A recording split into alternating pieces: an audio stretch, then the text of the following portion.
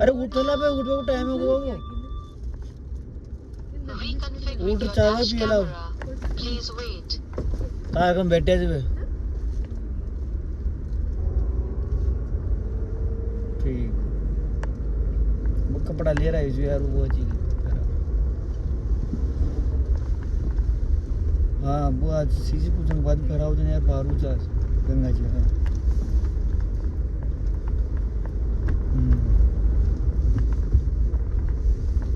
नार गया था आऊँगा पण सामने आऊँगा मैं ऊपर नंदी से झंडा ना ठीक